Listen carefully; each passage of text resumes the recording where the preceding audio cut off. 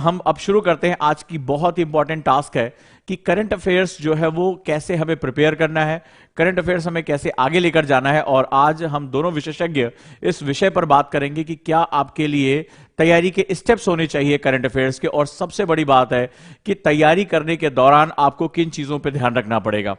तो निश्चित रूप से आप लोगों को भी बहुत ही ज्यादा जो सेगमेंट है वो आपको यहां पर पता चल रहे होंगे। राइट, करंट अफेयर्स क्या होता है, सबसे बड़ी बात अगर हम बात करें तो क्या होता है, यह बड़ा इंपॉर्टेंट सेगमेंट है। ठीक है, what is current affairs, current affairs किसे कहेंगे।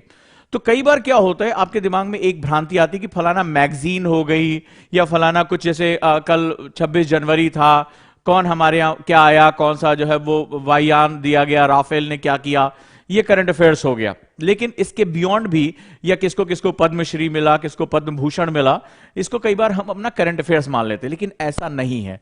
जब हम करंट अफेयर्स की बात करते हैं तो हम UPSC, union public service commission के लिए जब हम करंट अफेयर्स की बात करते हैं तो हमें बहुत ही गहराई की जरूरत पड़ती है, हमें बहुत एनालिटिकल पावर की जरूरत पड़ती है।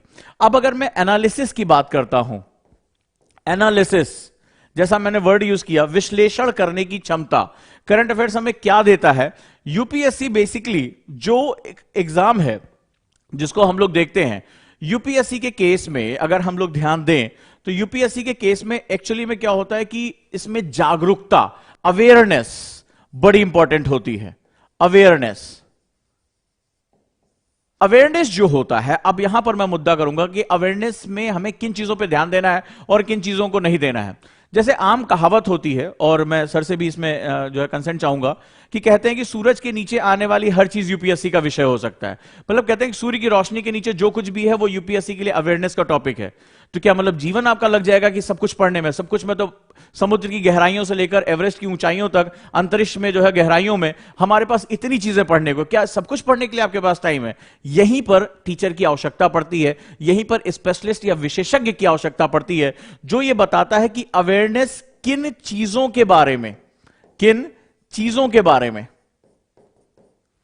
राइट, यानी आपको यहां पता होना चाहिए कि मुझे क्या पढ़ना है और क्या नहीं पढ़ना है। बहुत से स्टूडेंट आते हैं मेरे पास जो कहते हैं कि सर सब कुछ पढ़ना पड़ेगा, सर सारी चीज करंट अफेयर्स है, खेल कूद, संस्कृति, इतिहास, भूगोल, हर जगह जो है वो जुड़ा हुआ है। इतना टाइम है आपके पास कि जो है वो 15-20 साल जो आप इसके लिए पढ़ते रहो और उसके बाद आप एग्जाम देने जाओ।